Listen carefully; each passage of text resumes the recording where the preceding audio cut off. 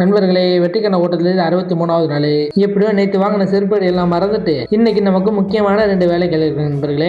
அதுக்கு முதல் வழியா தான் இப்போ காடி எடுத்துட்டு போயிட்டு இருக்கோம். அந்த முதல் காரியம் நல்ல காரியம். அதுக்கு போகும்போதே வண்டி செயின் அறுந்து போட்டு ஆல்ரெடி அந்த நல்ல காரியத்துக்கு டைம் ஆயிட்டுங்கிறதுனால காடியை தூக்கிட்டு ஓரமா போட்டு நாங்க ஆட்டோல ஏறிட்டோம். ரொம்ப டூ மச் நண்பர்களே. 150 ரூபா வாங்கிட்டாப்ல வெறும் 2 கிலோமீட்டருக்கு. அப்படி என்ன நல்ல காரியம்னு கேட்டுக்கிட்டீங்கன்னா, நம்ம ஒரத்தூர் ஜிஹெச்ல ரோஸ் அக்கான்னு சொல்லிட்டு ஒருத்தவங்க இருப்பாங்க. அவங்க என்ன பண்ணிருக்காங்கன்னா, ஆசிரமத்தில் உள்ள பசங்களுக்கு காலை சாப்பாடு போறதா பிளான் வச்சிருந்தாங்க. அந்த பிளானை நல்லபடியா முடிச்சு விடுறது நம்ம கையில தான் இருக்கு நண்பர்களே. அப்புறம் அங்க உள்ளவங்களுக்கு நல்லபடியா சாப்பாடு பரிமாறி முடிச்சுட்டு அந்த இடத்த சூப்பரா பராமரிச்சு வச்சிருக்காங்க. அந்த இடத்த சுத்தி பார்த்துட்டே நின்று இருந்தோம். அப்புறம் அங்கிருந்து கிளம்பி காலை சாப்பாடு முடிச்சுட்டு நம்ம காடியை சரி பண்ணிட்டு 2வது வேலை இருக்குன்னு சொன்ன நண்பர்களே, அது ஒண்ணும் இல்ல, பிரியாணி சாப்பிடுற வேலை தான். நம்ம கூட படிச்ச பெண் தோழிக்கு இன்னைக்கு கல்யாணம். அவங்களுக்கு இந்த பதிவு மூலியமா வாழ்த்துக்கள். அப்புறம் அங்க இருந்து பக்கத்துல நர்சரி ஒண்ணு இருக்கான். நர்சரினா வேற ஒண்ணும் இல்ல நண்பர்களே, அனைத்து வகையான செடிகள் எல்லாம் அந்த இடத்துல கிடைக்கும். அது கிடைக்குதோ இல்லையா, நல்லா சுத்தி பார்க்கலாம். அப்புறம் என் கூட வந்து பினோசுமோட நண்பர்கள் வீடு பக்கத்துல இருக்கான். அங்க தேநீர் கொடுத்தாங்க. சாரி நண்பர்களே, பழக்க தோசை இளநீர் கொடுத்தாங்க.